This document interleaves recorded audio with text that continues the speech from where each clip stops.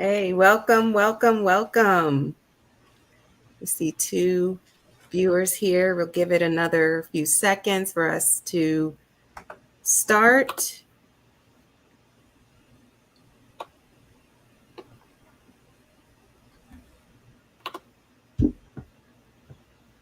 Okay, I see three viewers. Welcome.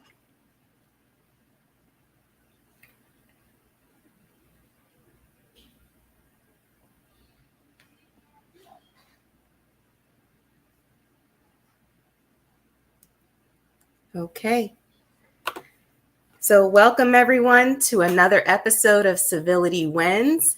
We are excited to be filming part one of a two-part series, Civility Wins Women's History Month special.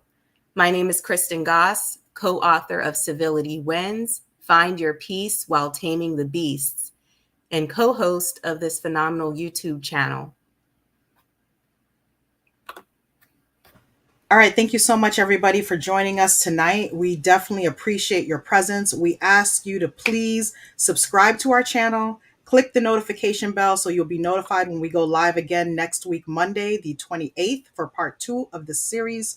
I am Sandy Boisrond. I'm one half of Civility Wins.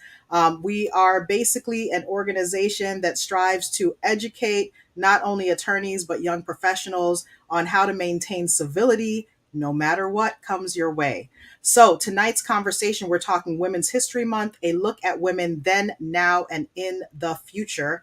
And we have a wonderful panel of guests who have volunteered their time to speak with us tonight. So again, click the subscribe button, make sure that you are following our channel, and you can also follow us on Instagram at Civility Wins Series. Back to you, Kristen. Awesome. Thank you so much, Sandy. All right. So we're here, as Sandy said, with a few friends and colleagues. Before we get into the program, I'd like to give a brief overview of the topic. So we are here for Women's History Month. I would like to give a little bit of background of myself.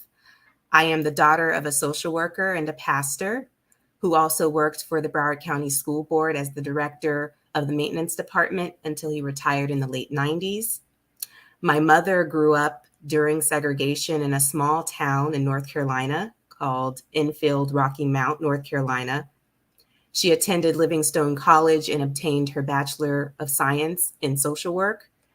She did not see integration until her sophomore year of college, which was actually, I want to say 1971. She attended Howard University in Washington, D.C., and obtained her Master's of Social Work there. She pledged Alpha Kappa Alpha Incorporated sorority. She was the first African-American female captain on her Air Force base in North Carolina. She traveled the world and lived in various places. She worked for the Miami Veterans Administration and also the Oakland Park Veterans Administration, so it was called back then, for over 30 years, and she retired in 2003. My father had several businesses and was also a landlord. His background was in construction, and he built numerous homes in the Broward County area. I attended Fort Lauderdale Christian School from kindergarten through 12th grade. I was actually the only Black person in my graduating class in 2003. I was a salutatorian of my class, and I attended the University of Miami in Coral Gables, Florida, go Canes, and majored in communication studies and political science with a minor in Spanish. I then attended the Thomas M. Cooley Law School in Lansing, Michigan. It was the first time ever seeing snow in the Four Seasons. My concentration was in litigation. I graduated in May of 2010. And 2 days before graduating, actually, my mother passed away of uterine cancer. Thereafter, from 2010 to 2014, I was the caregiver for my father for 4 years. My husband and I moved in with him to assist him his last 2.5 years.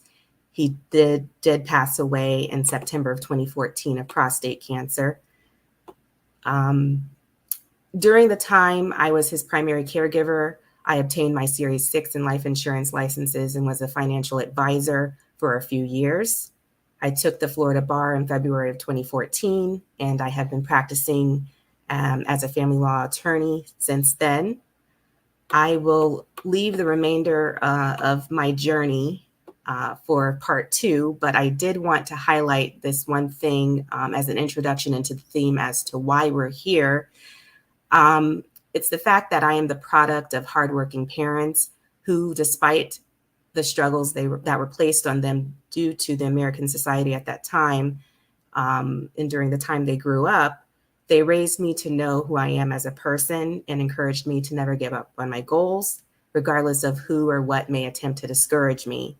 They raised me to be a proud Black woman in America, and I am here today to say cheers to all of the women in America and internationally who have made great strides in the past to allow for the possibilities that I am able to reap the benefits of, including my mother, rest her soul, Martha A. Arrington Walker.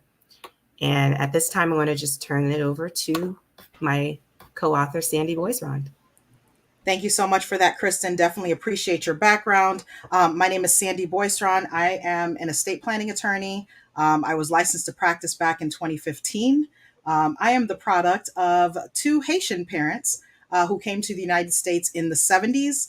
I was born in the Northeast and moved down to sunny South Florida as a toddler. And I learned very early on some of the struggles of, not only women, but particularly immigrant women here in the United States. It took a number of years before my mother became a full-fledged resident of the United States after coming to this country at a very young age.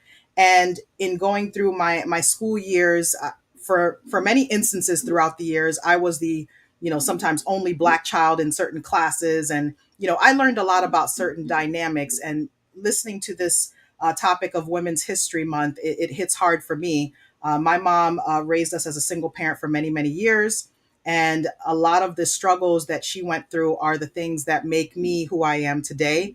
I actually went through all of my schooling here in South Florida, from elementary school to middle school and high school. And then I went to the University of Miami, go Canes, and later on got my degree from the Thomas M. Cooley Law School in Michigan, where, much like Kristen, that was the first time I lived in snow, period, and experienced 4 seasons. But my education at Thomas M. Cooley Law School gave me a great background in solo and small firm practice, as well as an understanding of estate planning at its bare basics.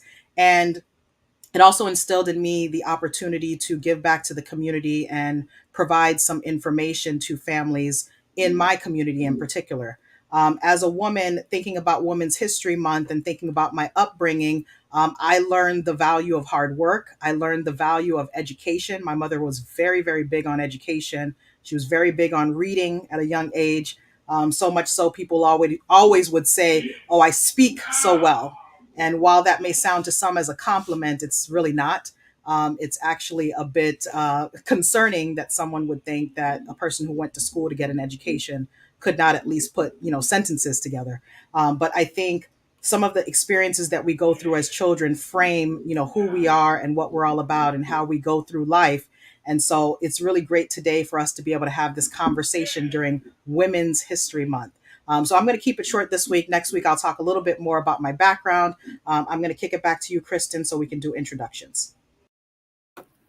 Awesome. Thank you so much.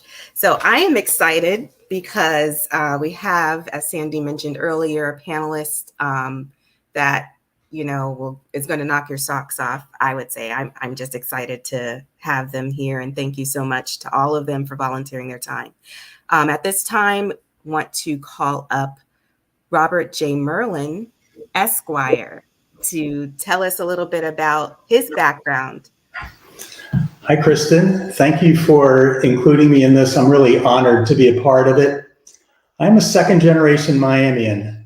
I grew up in North Miami, went to North Miami High, then went to the University of Florida for undergrad, and I have a law degree from the University of Florida as well. I was admitted to practice law in Florida in 1979, pretty long ago. When I'm a product of divorced parents, And when I went to law school, there was only one class I was not going to take, and that was family law, because I knew I was never going to practice family law. And of course, you know me personally, Kristen, all I do is family law. But I'm a little bit different from most family attorneys.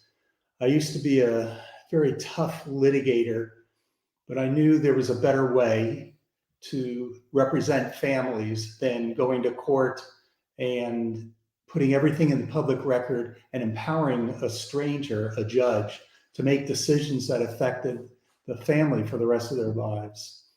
I learned about the collaborative process in 2003, and since then I started getting more and more into it, and now I am very dedicated to the collaborative process. I train professionals how to use the collaborative process. I write about it. I spent 10 years getting statutes and rules passed through the Florida legislature and the Florida Supreme Court. I am on the board and I'm treasurer of the International Academy of Collaborative Professionals, and I'm the president of the Florida Academy of Collaborative Professionals, of which you're a member as well, Kristen, as is one of our other speakers, my good friend Kim. So I'm looking forward to this conversation and talking about women's roles in my area of the law and my observations, and talking about how things have changed. My mother was a very strong influence in my life. She was the one who pushed me educationally, I would say, and taught me so much, and I owe so much to her. That's enough for me. Oh, thank you so much, Bob. I have to say this before I call in our next guest. He is one of my biggest mentors in the collaborative law arena, and he's responsible, one of the trailblazers for the passage of the 2016 collaborative law statute in Florida. So thank you so much, Bob, for your dedication and commitment to seeing the family law arena move forward in a positive direction. At this time, I'd like to call next Fernanda Pedroso, another good friend and colleague, to introduce herself.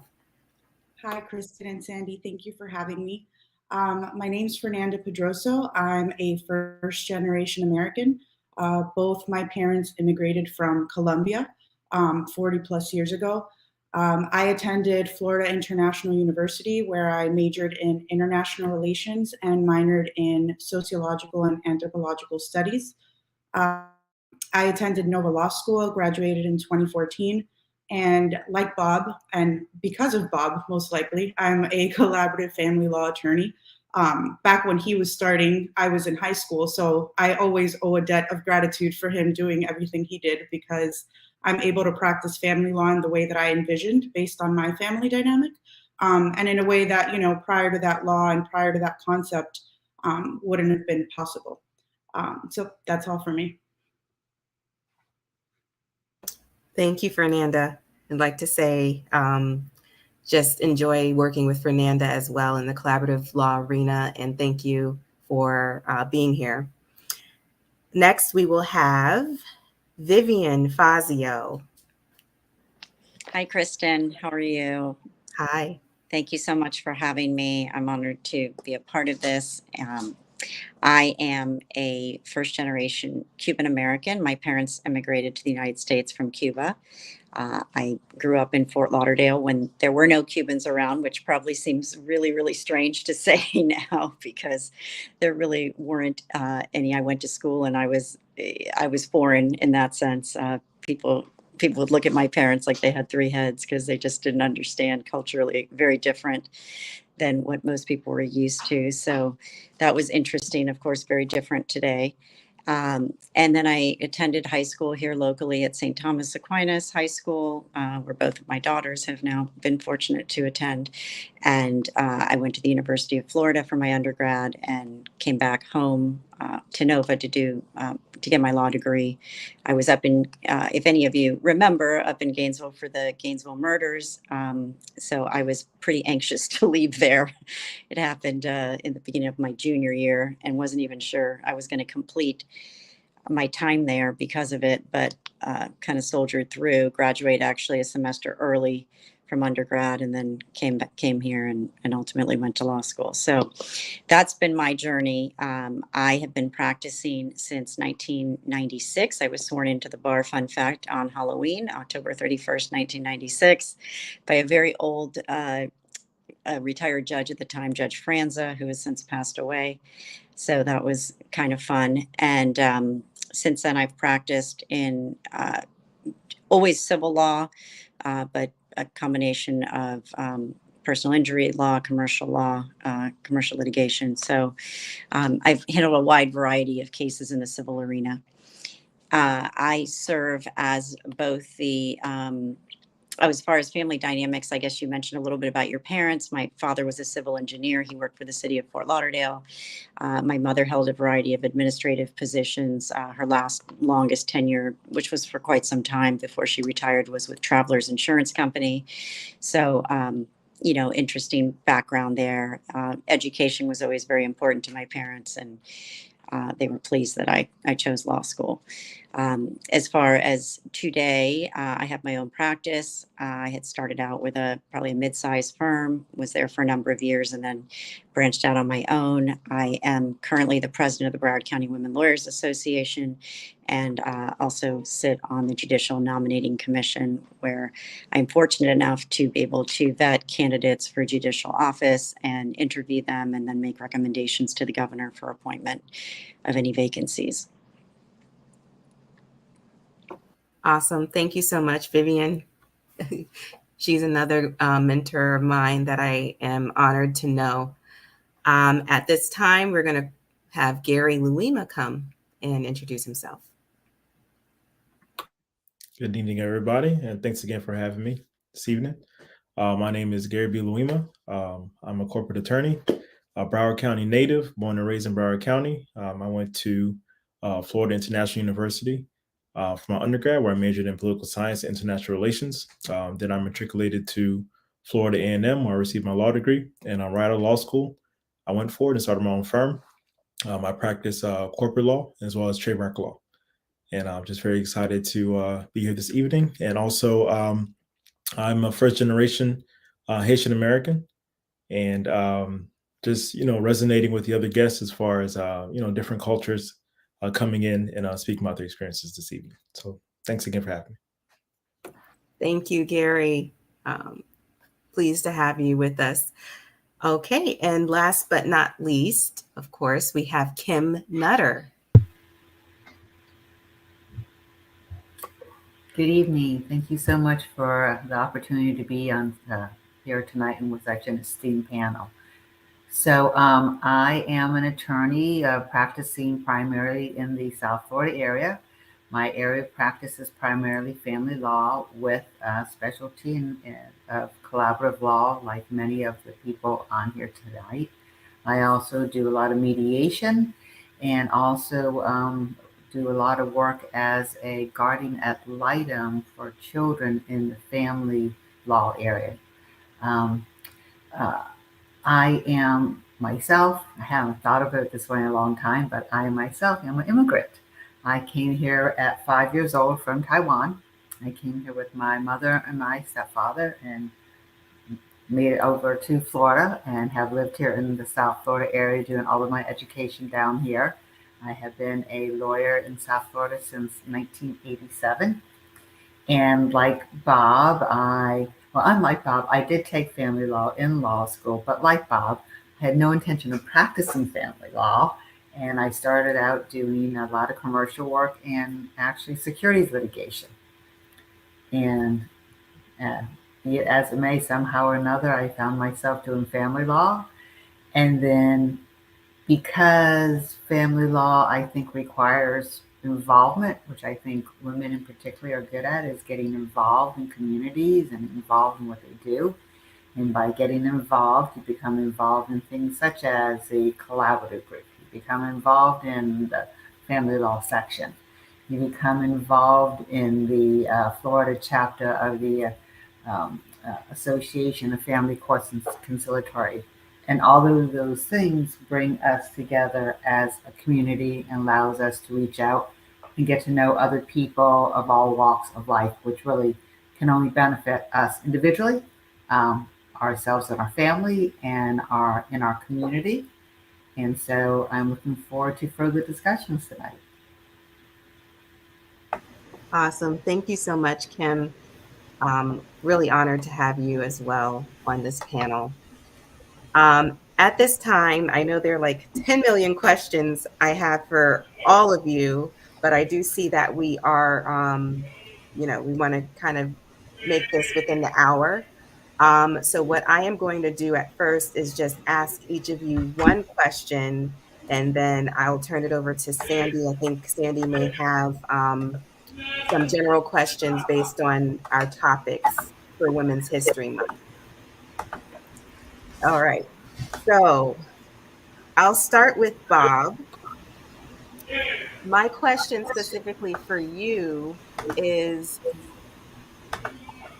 I could be wrong, but I would assume, and I know they say don't really assume, but I'm going to assume that there weren't a lot of male attorneys when you started to practice law. And so I guess my question would be, is that true? Did you find that to be the case? And have things changed today compared to back then when you first started practicing law? When I started practicing, there were very few female attorneys, and they were, in my personal opinion, mistreated, disrespected, looked down upon by some. I think there were some, especially older men, who resented women being there. It's interesting because I can remember a female associate in my first job who told me that she refused to learn how to type because there was no way she wanted to have someone tell her to go type something. She wanted to make sure that people knew she was an attorney. Almost every attorney handling family matters was a male, and now it's completely different. And we know that more females are going to college, more females are going to law school. And my personal opinion is that practicing family law resonates more with women than with men. I think it's just a natural tendency. There's also some flexibility.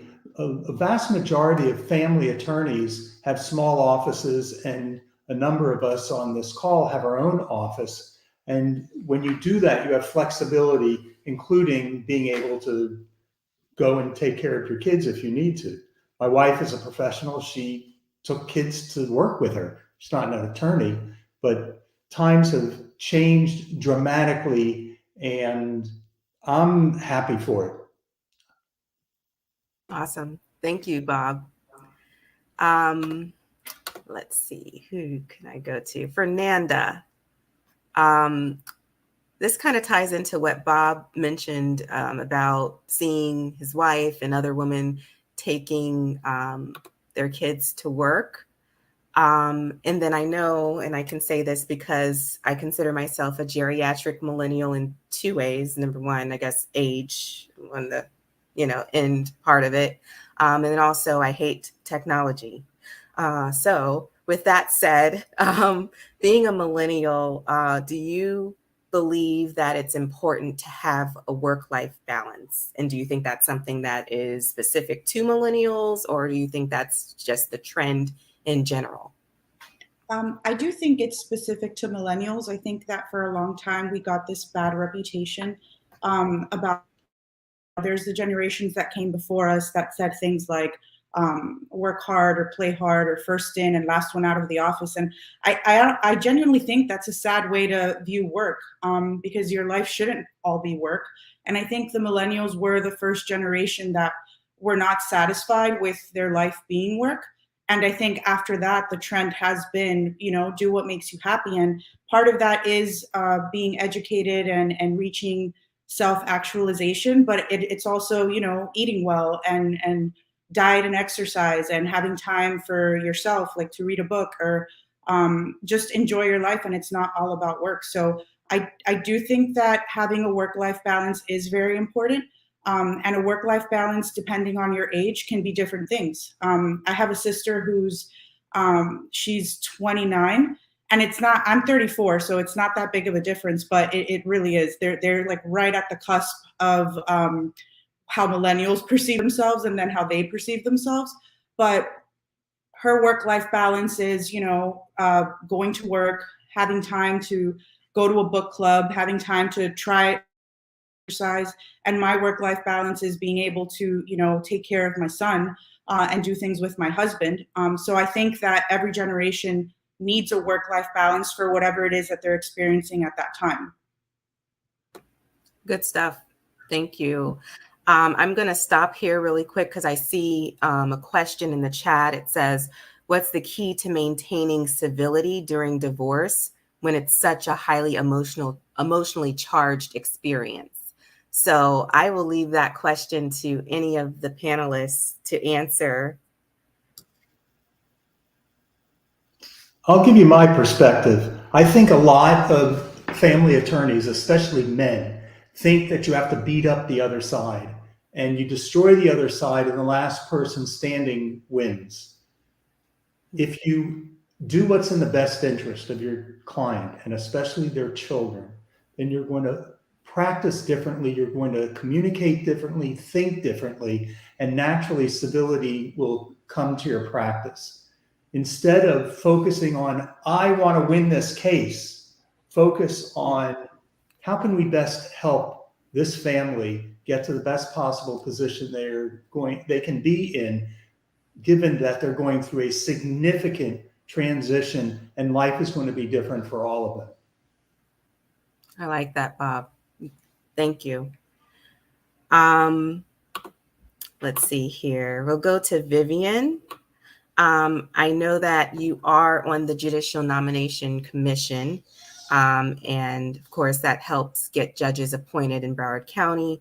If you could just please give a brief explanation as to what that entails and why you decided to take on that role. Oh, you're on mute. Hello, can you hear me? Yes. Okay. So I decided to take on that role. Well, I had to apply first and be nominated by the Florida Bar, and then the Florida Bar, similar to what we do, sends the names to the governor, and then the governor selects from there. So I was appointed to that position, and I decided to apply because I just felt I had had a lot of experience being in front of a lot of different judges throughout the state of Florida, because my practice had been statewide, still is, but was much more so at that time. Or prior to that. And I had seen a variety of different judges. And of course, we'd had some issues here locally with judges. And I just thought it was important to be involved and to have a say in the people that were coming through and would ultimately want to serve as judges. I will say that I've been very pleased with the process. I was a little concerned that maybe things weren't, just from things I had heard, that, it's sort of behind the black curtain and things are different than they should be. And I have to say, I've been very pleased with the way the process has gone. There are lengthy applications, which, Kristen, as you know, that you have to go through and fill out and provide lots of references and cases that you've been involved in and mediations that you've been involved in, and identify the parties, the attorneys on each side. So we know everyone who, you've been in contact with primarily for at least a period of time. And we do pretty thorough vetting. We contact everyone on your application. We go through and, speak to judges independently about applicants. We go through and, find things online. I mean, we really are rather thorough. Usually each person is assigned 2 people to vet, but we all, collectively vet people as well. And then we all are responsible for interviewing the candidates. And that's always interesting.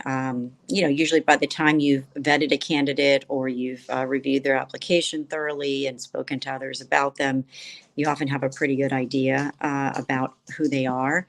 But it's always nice to hear from the candidates. And I can say, honestly, sometimes the interviews do push you one way or the other, depending on the questions asked and the responses given, or just, the general demeanor of the applicant. I've seen people come through multiple times, and I can say some people are pretty much the same every time or do great every time. And then there's some people that do noticeably different each time. Sometimes, you see people improving with each time they come through. Sometimes you see people, just have kind of a bad day one year or one opportunity when they come through, and then they're back to their normal the next time. So it's an interesting process, and we are almost always unanimous in our findings of who should ultimately be sent up to the governor. So it's interesting to see that we're in such agreement about the people that are ultimately sent up to the governor for consideration. And I just think it's a very rewarding thing to be involved in, to be able to learn about each individual candidate and why it is that they want to be a judge, and what they feel brings them the skills and the experience and the know-how to do the job and do it well. Thank you. Thank you so much, Vivian. Gary. Okay.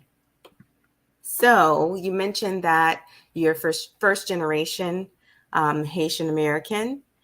And so my question to you would be, what are the cultural differences you've witnessed for women in America compared to Haitian women or women with a Haitian cultural background, if any? Great question. I saw that firsthand, maybe with my mother, and I also have an older sister. So the expectation in the Haitian culture traditionally, it's a patriarchy for the most part, and women are supposed to take care of the home, take care of children, things of that nature. But then when you add in the dynamic with the reason most Haitians come to America is for a better life, education. That's not exclusive to just men. Of course, women are partaking in that as well, but they still have to take on the same traditional roles. So with that, it's just a lot of pressure as far as, just seeing with my sister still getting the push to, yeah, you should go to school, get your education and do this and be that. But you still need to learn how to take care of a household and do this and do all the, house chores, things of that nature. There's more emphasis on that as well, as opposed to growing around, in American culture, just in a space where women have more choices as far as if they don't want to partake in the housework, they can just focus on the career, or they can have both, or they can have one or the other. Just a little more leeway as far as how women can move. I just see in the Haitian culture, women can be a little more limited as far as that mindset. But it's great to see Haitian Americans, especially millennials, pushing past that, breaking those barriers, breaking those double standards as well, and making strides in their careers. So it's really great to see. Awesome. Thank you, Gary. Kim. So I'll ask you this question regarding your viewpoint on women in politics. What's your viewpoint? My viewpoint on women in politics, right? Yes. Well, you've heard me say one of my favorite quotes by, ED, which is, women belong in places of all decisions. So that's my view on women in politics. Honestly, women have to become more involved in politics at all levels. It's one of probably the last places which there really is a lot of men involved in that. And so, if we have legislation that affects all the way down, on every level. And so therefore, for differences to be made, you have to have the grassroots. Many of us involved on this panel right here have been involved. Bob knows it took him years and years to get the collaborative process through. We've all seen, how ugly it is to make the sausage and how long it takes. And therefore, women do need to get involved if they really want to see things such as, more consideration for childcare, those kind of things that affect all of us. And as Gary was just saying, talking about, the fact that, women still are viewed as, yes, definitely go out, be successful and probably you're going to play mom too a lot of the time. And those balances that, the topic of so many articles. So, people should get involved, but women need to get involved in politics. I don't like politics, but women need to get involved. Thank you. Thank you so much, Kim. I'm going to turn this part over to my co-author and co-host, Sandy, for some more general questions. And then I do see some questions in the chat, and we'll get to that after we do our general questions. Awesome. I love this. So I'm gonna start with the perspective of the men on this one. When we think back in history over different women's movements, women's suffrage, feminist movements, all of these shifts in trying to gain some equality for women, not only in the workplace but in the household. Um, do you feel that women are, I would say, maintaining traditional roles in this day and age, or do you feel like we're trying to shift back? We're trying to shift completely into this idea of, the independent woman, the woman that is of the workforce. And I'm going to start with you, Bob. I don't think you can paint with a broad brush. It depends upon the individual. Compared to when I started practicing law, there are a lot more opportunities for women. It used to be that a woman could not be a partner in a large law firm because she was going to get pregnant and she was going to stop working. And that was the assumption. And I don't think that exists anymore. And there have been women who have been the top managing partner in very large law firms. For some people, being at home works great. I know people who got advanced degrees and they don't use it anymore because where their heart is and where they want to be is at home with their family. Others manage to balance it and do some of everything. So some of you have had children while you're working, Kristen, and you're able to do everything and balance all the balls. That's my perspective. Thank you so much for that, Bob. Gary, being a Haitian American like myself, you and I both know our Haitian people. They're very much big believers of, I guess, what we can quote, air quote, traditional female roles in the household. How do you feel that, as millennials, as younger folks, how do you feel that things are shifting in the Haitian community? As with any movement, it helps when the other side is part of the movement as well. I'm seeing a lot more men being more supportive, even whether it be through protests or even in different households, being more supportive of the women taking on different roles and picking up the slack, So traditionally in the Haitian household, women are the primary caregiver, but I'm seeing a lot more Haitian men, pick up the child from daycare and change the diapers and, and cook as well, and enjoy cooking at that as well. So there, it has to be both. It has to be a team effort. At the same time, that balance definitely depends on the couple and the individual's preferences. I am seeing a lot more spaces for women to pursue and live a life that they want on their terms, as opposed to the social constructs that already exist, whether it be a housewife, or getting rid of the household altogether and just strictly focusing on career. So you can definitely balance it and plug and play how you like, a lot more through the years. Thank you so much for that, Gary. I'm going to go to you, Kim. When we think of the role of culture on how we interact in a household and what, the gender roles are, from your perspective, from your background, what are the women's roles and how do you think they're shifting now in 2022? Well, my background being, I had the benefit of a very, very strong mother, a woman who focused on raising very strong children. And that is also how I see my family in Taiwan raising their children and their, raising their families. So I think that as I've grown up, particularly down here and gone through, all my levels of education, it's interesting. I see a lot of women striving to want to be equals. Other women, either kind of still wanting a little bit more of the role of wanting to be able to stay back and give a lot more attention to children. So I think we are still in a generation where there's a lot more struggle with the balance. But I think that because of where we are, for example, I have a brother. So, as Gary was saying, he was raised in a different era. So he is much more hands on. And I think, that's what's going to bring forward change all the way around. Thank you for that, Kim. Definitely appreciate your feedback on this. I'm going to go now to Fernanda. Culturally speaking, what are your thoughts on this traditional gender roles and maybe the shifts in what's going on with women today?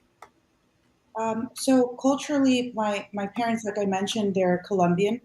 And my mom was like the person who cooked and then handled the finances, but then she could also change the tire. And my dad is just more like a hippie and, just like very, very happy go lucky. And so I never had that image of like, well, men take care of women. It was more like my mom takes care of us all. And it was more of a personality thing. But then when kids come around and they're babies, my mom was like very present mom and my dad wasn't there, but standing behind my mom. So I think it was a generational thing. But at least in what I've seen with women in my family, the women have always really been at the forefront, making the decisions, calling the shots. But then my husband is Colombian, Cuban American, and he could not be more different than what my father was like. I'm pretty sure if there's like a diaper count, he's changed them the most. He does do more of the cooking. And, it's not about, well, you're female, so you should be doing this. It's more like we're both in this together. We both had children. I will say I did carry the heavier weight because he can't physically have children. But I think that if he could, he would have taken that on too. And I think because that's how I think that's how millennials, whether you're, first generation American or you've been here for a while, I think that you do look at relationships as more equitable and you don't want to abuse the relationship. And that means in turn, not abusing the other gender. And so I think that we've just gone to a place where you respect the relationship. And that means maybe you're doing a little bit more of what my father didn't do. And it's important for our relationship. So I think it's cultural, but I think it's also generational. Definitely appreciate that response, Fernando. When you were saying that, I kept thinking about my mom, and I'm like, my mom does a little bit of everything, but somehow she's still traditional in the sense of, she wants, to do the cooking and the cleaning, but at the same time, she might be able to do some painting and some other, other housework that you probably don't think is for women. In thinking about this and moving to Vivian, what are you seeing in your culture that impacts women's roles both in the household and in the workforce? Let me see if Vivian can hear me. Oops, sorry. Sorry. I think it's changed a lot as well. I think, definitely it used to be much more the machismo, thing of the male, did the male role and the female was relegated to doing everything for the children and, and in some cases maybe not encouraged to work as much, but now more so. But then there came that point of, well, you're supposed to do everything. So I think it's shifted. I think, and I think what Fernanda said is correct. Is it just generational? I think in large part, and cultural, but largely generational. I think it's just it had to happen because women can't succeed if they don't. I mean, they can, but it's really difficult. They really can't reach their full potential. Let's put it that way, without a man, a supportive partner, or whether that's a man, a woman, or whatever it is. But to have a supportive partner by your side who's going to help in the day-to-day life battles, whether it's with children or anything else, maintaining a home and all the different things that can happen. So it's nice to see that the tide is turning. I think that it's only going to help like Fernanda said, relationships in general succeed and our society. Thank you so much for that, Vivian. I'm going to go ahead and switch back to Kristen for a couple more questions, and then I'll come back with a few things to talk about women and some political issues. Okay.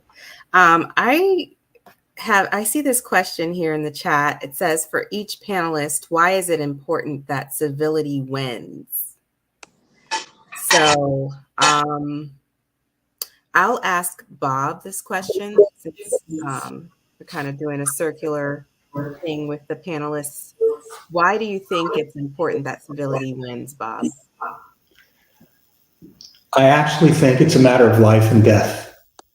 I tell people that I think I'm going to live longer because I'm not litigating anymore, and I'm using the collaborative process, and I mediate and direct negotiations, and I prepare a lot of prenuptial and postnuptial agreements. Fighting, arguing, and getting your blood boiling is not good for the attorney. It's self-destructive. And so it may be a selfish perspective, but if you're more civil, you will be more effective. You'll enjoy the practice more, and I think you'll be healthier and live longer.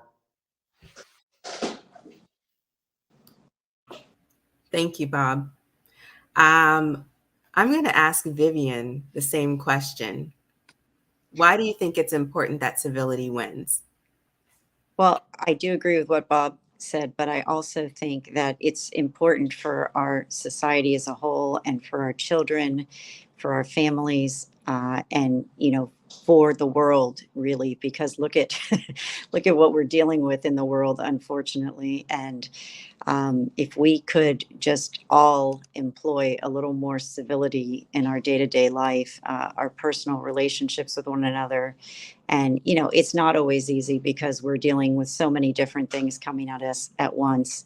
And, there are times where, I was just talking to a friend the other day, and we were talking about sometimes even our reactions with our children. And we know in our mind what the best way to react is. And, we try to employ that all the time. But there are those times where too many things are just taking over, and you're unfortunately not able to be your best self and react the way you would like to. So it's a skill. I think you have to practice it. And I think it's super important in all contexts of society, but especially as lawyers, I think we're held to a higher standard, and we need to set the bar. And, it begins with us. And, you see our judges, they hate seeing attorneys bickering with one another. They absolutely hate it.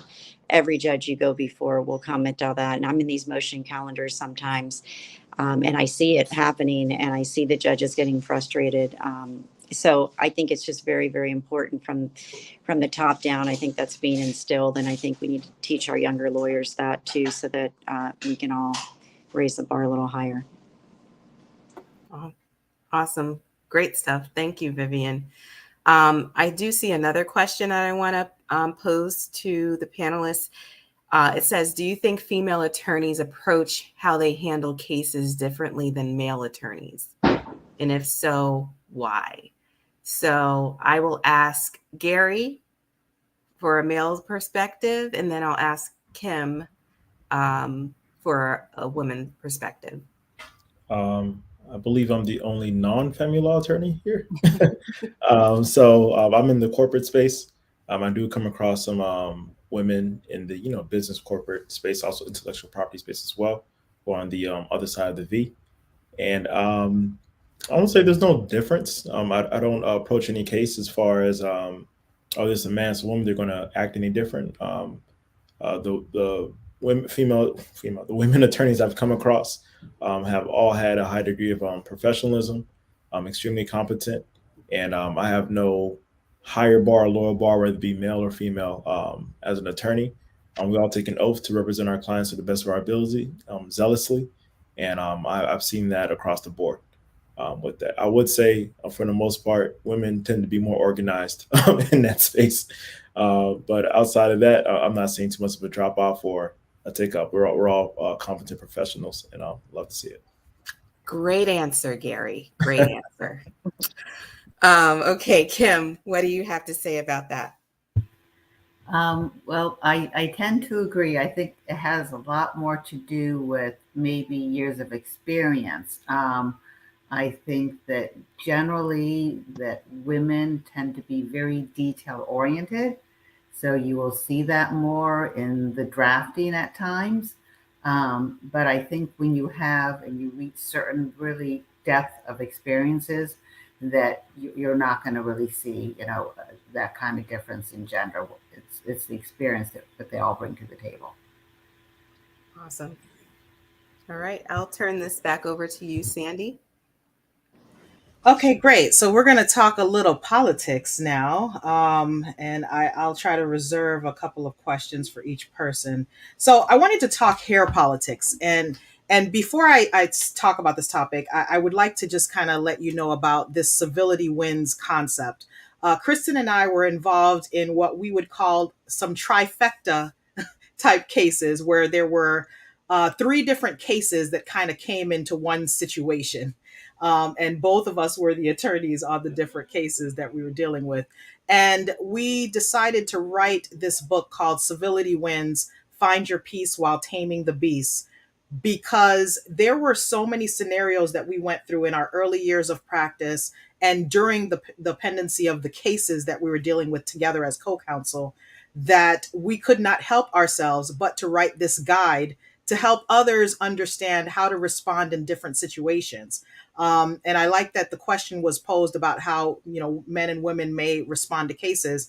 We had similar situations of lack of civility from both men and women. So it wasn't even like it was mostly women or mostly men. We just had some very, really, really combative type situations. And Kristen and I would just sit there and talk to each other like, I don't even see the reason for this. Like, simple conversation can be had because we're just having an interaction in a case. We're not adversaries individually.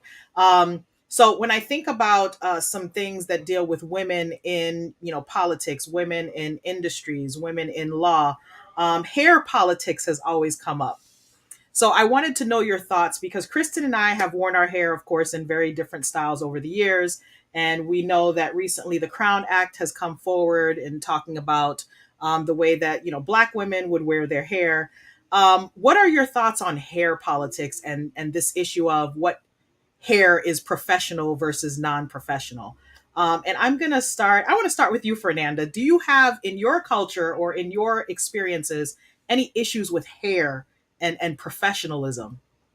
I haven't had issues with hair, but it's because my hair just is what it is. It's very tameable.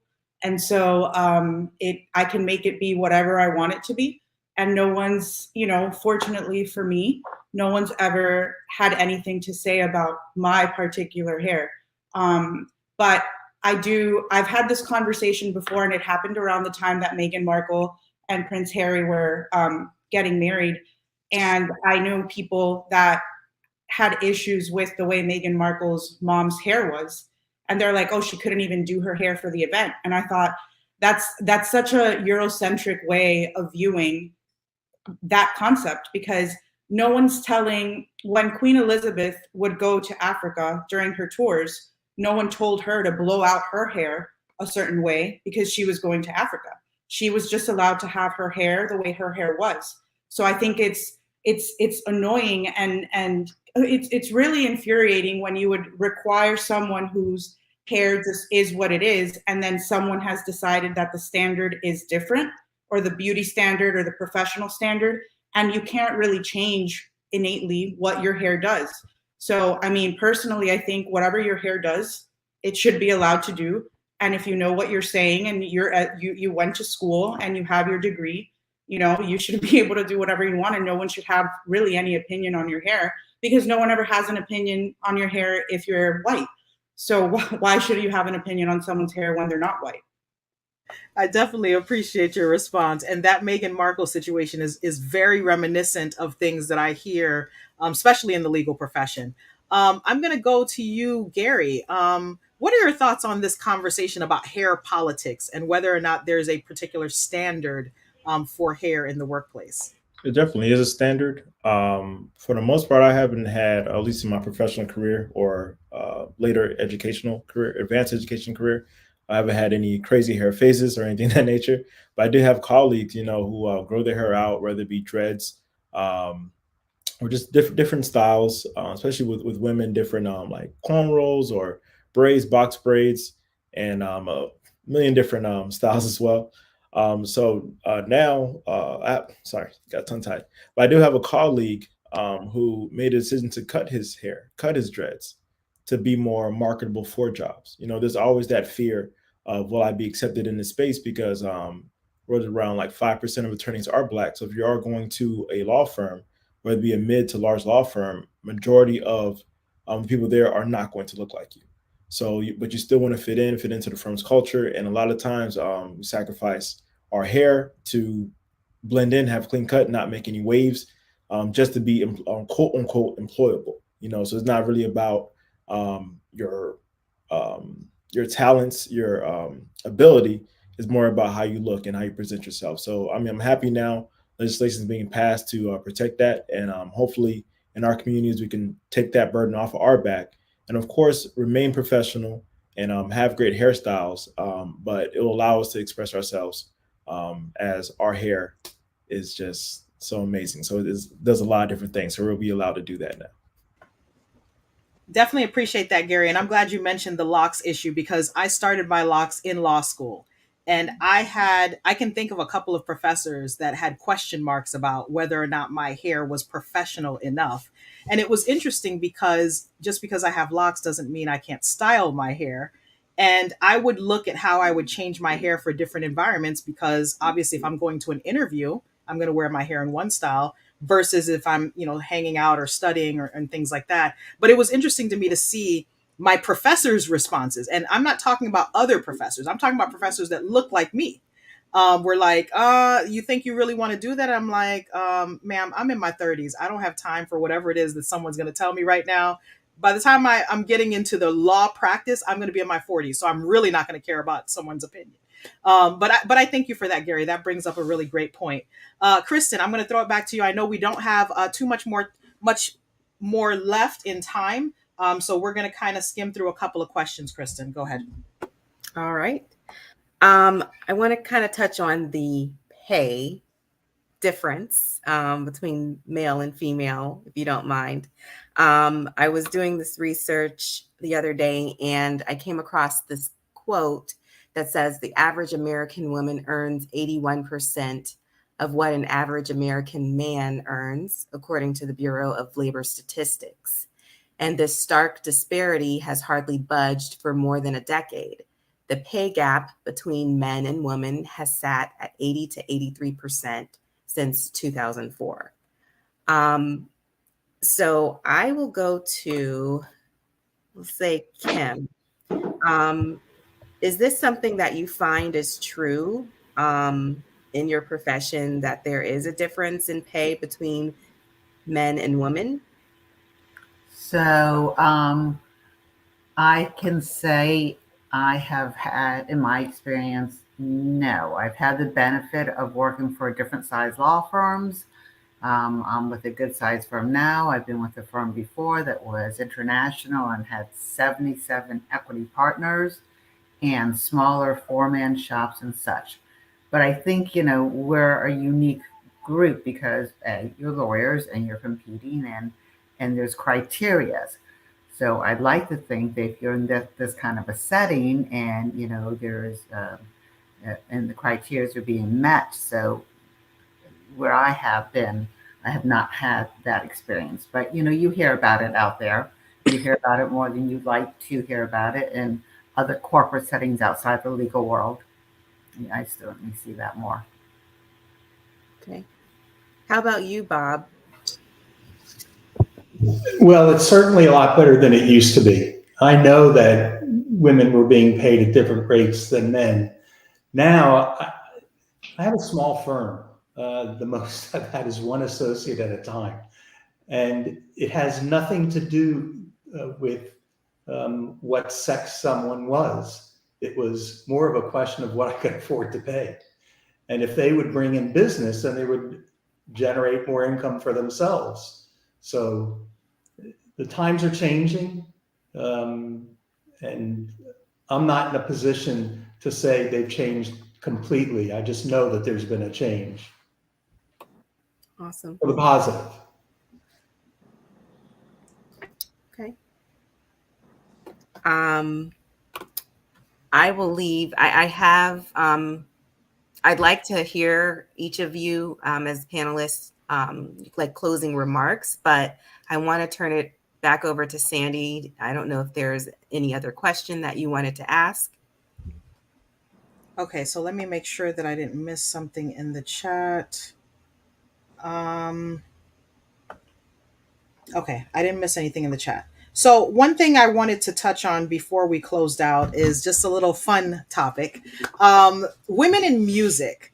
You know, when I think about my upbringing and the dynamics of women in the music industry, the way that they looked, the way that they dressed, the sound, the content of the music, I felt like there was a lot more diversity in the content, and I also felt like there was a lot of diversity in the different styles and attitudes of women in the music industry back then.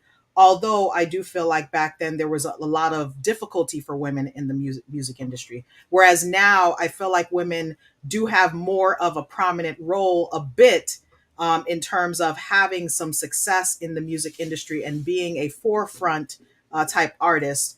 But I do feel like a little bit of the content has shifted gears. Women have taken control of their sexuality and other things a little bit more than I would like. But I would like your thoughts on this. I know that we all may have different musical tastes. And I'll start with you, Fernanda. What are your thoughts on women in music and some of the changes from maybe when you were growing up to what you see now as the visuals?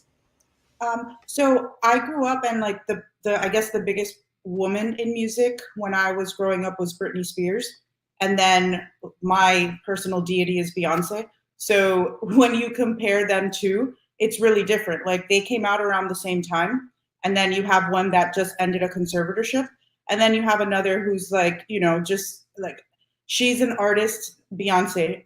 That I think that when you compare generationally, like who was the biggest pop star, I don't know, 30, 40 years ago, it could have been Michael Jackson, who's a male, versus she's a woman and she's really in charge of her life in a way that someone like Britney Spears, who is her contemporary, wasn't able to be. And it's all just, maybe it was their personality, maybe it was the aspirations they had or the people they had around them. But I think people or stars like musicians like Beyonce, who had an idea of who they wanted to be as an artist. And she is multifaceted. She's not just putting out certain type of music, but she's also, yeah, she does use her sexuality, but it's not like how it was with Britney. Britney was 15 and they were sexualizing her, versus Beyonce started doing this in her 30s. So it's completely different. So I think that there has been a change. I don't think that women are treated now, depending on their level of success and the level of autonomy they have. I think if you have the right people around you, you're able to be in control of what you want to put out there. But I still think that, you know, Britney Spears now just ended her conservatorship, but you have Kanye West doing the exact same things and he's running rampant and no one's, you know, doing something about him. So I think we still have the same problem, that women are treated differently in the music industry, unfortunately. And you make a good point with the Kanye, Britney Spears comparison. You know, when you look at the behaviors and you start to wonder what's going on, it would be interesting to see what would happen with Kanye down the line. I'm going to go to you, Vivian. Musically speaking, when you look at women in the music industry, when you were growing up to the present day, do you feel like there were any real major differences or any changes? I mean, for sure, you mentioned, of course, the visuals. So if you're just going to talk about the style of dress and the amount of clothes on stage, you know, I sound like an old grandma, but, you know, it is sometimes a little surprising and jarring, and seeing some of the, you know, dance moves that are being done. I mean, and my girls both did dance and they did hip hop and they did all kinds of, you know, different moves that even as young girls, you'd see on his big stage dance competition, you'd sometimes wonder if it was a little much. But yeah, for me, I think some of it has gone a little too far. But I also understand that people have the right to express themselves creatively, and I'm not judgmental of it. But for me personally, yeah, I think it's maybe gone a little farther than it needs to. And whether that's the artist's choice or what they're being told is popular and they should do, I don't know. But I think it should be commended, the artists that are kind of forging their own path, and some of them that are saying, and of course it comes with level of success, you have that power. Some of the artists who are taking back their voice and their artistic vision and doing things in their own way, because they feel that that's what they want to put out. And so I think that's a really interesting time that we're in, as far as women who are killing it are getting to call the shots now. Yeah, and you definitely make a important point. When I think about the visual right now, sometimes I find myself, I got to cover my eyes a bit, because I'm like, it's a little bit much, not really what I need. Let me go to you, Kim. What are your thoughts on the music industry right now when it comes to women and the visuals? Well, I cover my eyes a little bit like you sometimes, but then I also think to myself, one of my favorite artists, Elton John, and look at what he did when he first splashed, right? Even Lady Gaga, sometimes people have to be a little out there to get the attention, so then their talent can come through, and then they have the power and ability to come first with their talent. So let's hope that's what a lot of that is, first. And so, well, I'll give them that credit. I definitely appreciate that. I will go to you, Bob. What are your thoughts on the visuals you're seeing today versus during your upbringing when it comes to women in the music industry? Well, I think more is in the open now. What we didn't know was how controlling the producers and managers were of all artists, not just women, but especially women. And I think the women have to be aware of, especially men trying to take advantage of them from a sexual perspective. Sexuality sells. And so people dress to sell their music and write. And some of the music, I just can't imagine it being sold. But people like it. And so I think generally speaking, women have more respect now. You have people who want to own their own songs and write their own songs and are excellent musicians, and they may have been kept back years ago. Right. And you definitely say something important there is people are taking control, even if the narrative was sex sells back when. Now the women have more of an opportunity to take control of that narrative. And if that's what they want to push, they can make that choice. Versus back when you would think more women are doing certain things so that they can get an opportunity. All right, we're rounding down on our time. I'm going to go to you, Gary, for some last thoughts on women in the music industry and some of the visual, and then I'll go to Kristen to close us out. Yeah, so on this topic, I just think it's a double-edged sword, because you have extremely talented women, like Meg Thee Stallion, but her whole paradigm of marketing is more sexual, like the song like WAP. But she's an extremely talented lyrical rapper, so it all depends on like the marketing scheme, and if that is actually something that she wants to do. But you didn't, at the same time, you still have like a rapper like a young MA, who is not, in the traditional sense of sexual woman as far as visuals and such, but she's still creating a lane for herself. So women do have that option now. But I am seeing that if you do exploit the sexual side of things, you may have a better shot at getting the big name, and then going back to your art and your craft. But at least I think in today's world, as Bob was saying, women are more respected, so it's not as looked down upon. But there's just more options in that space, so I think it's a positive thing. You're on mute. Thank you so much for that, Gary, and definitely appreciate each of you and your responses during this panel event. Thank you to Janice in the chat. Bravo to the entire panel. Great job, everyone. I'm going to go ahead and kick it back to you, Kristen, so that we can start to close out and do closing remarks from each speaker. Awesome. So I'm just thinking about this idea and the concept of remaining civil in all of this. And one thought that comes to my mind, if you look at this panel, we are all different from different backgrounds, different genders, but we're coming together.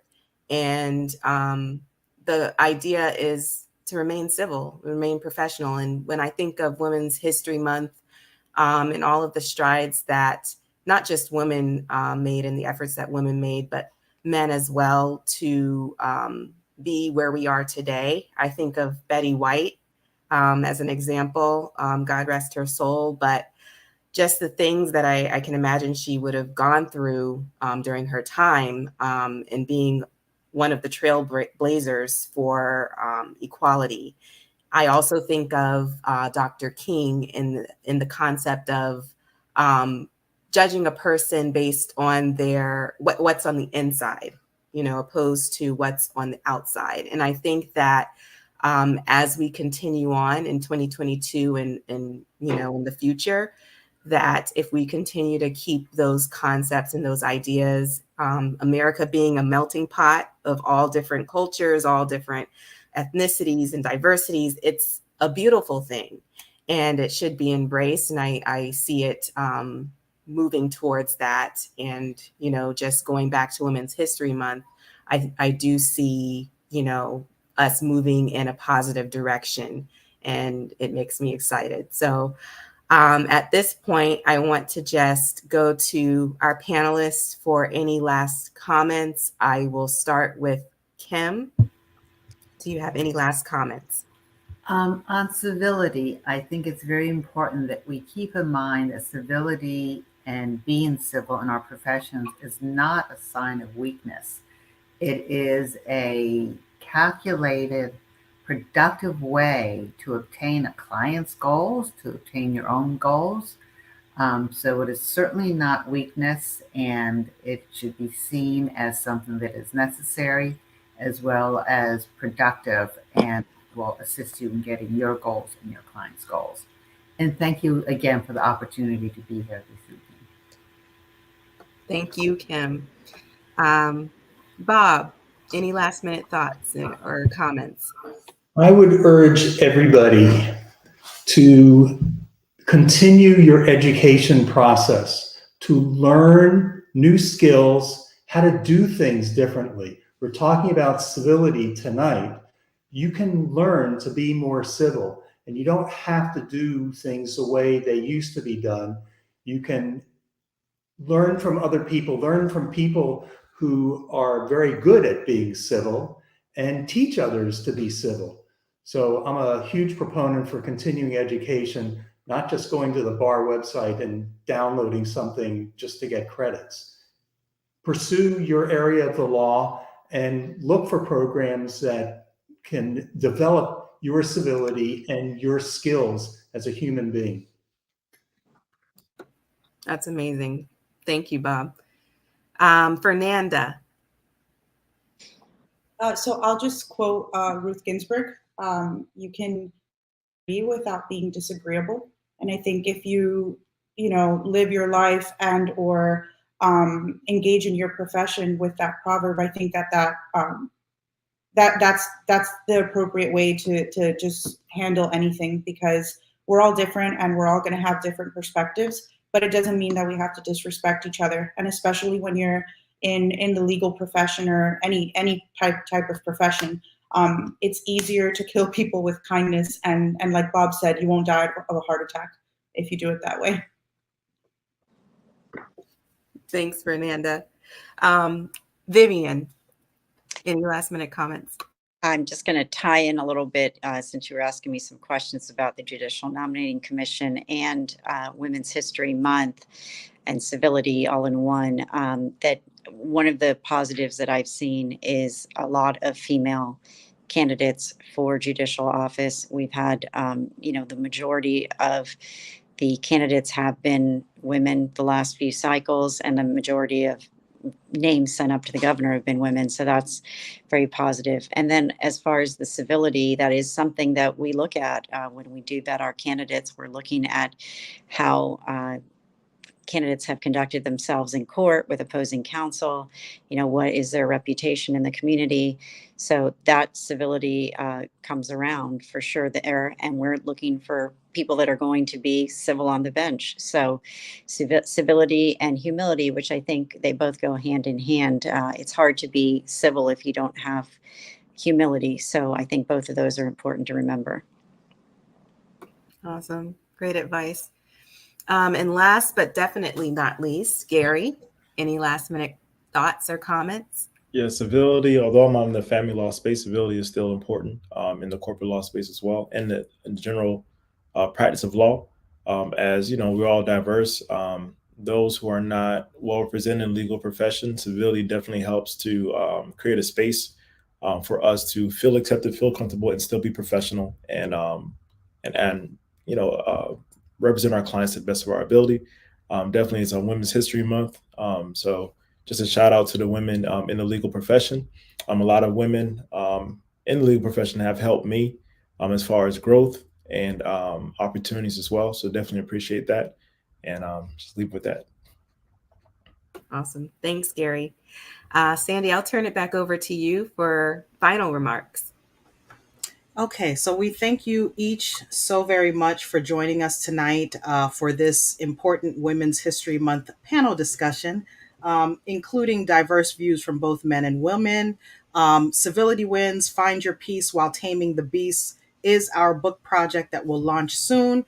And we have decided to use our YouTube channel as a means of talking about different topics and tying in civility at all times. So we definitely ask that each and every one of you go ahead and subscribe to the channel. Follow us on Instagram at Civility Wins Series, and please share this video. We thank each and every one of our panelists for taking the time out tonight to share their diverse perspectives in this conversation. And we look forward to having a conversation with you all again soon. Next week, we will have a fresh new panel of speakers to talk about some of the topics that we talked about tonight, but also tacking on a few new topics as well. So you all are more than welcome to join us and tune in to the broadcast right here on our YouTube channel, Civility Wins. Thank you. All right. Thank you so much, everybody. I hope you have a great night. And please, speakers, you can stay on as we close this broadcast out. Give me just one moment. Yes.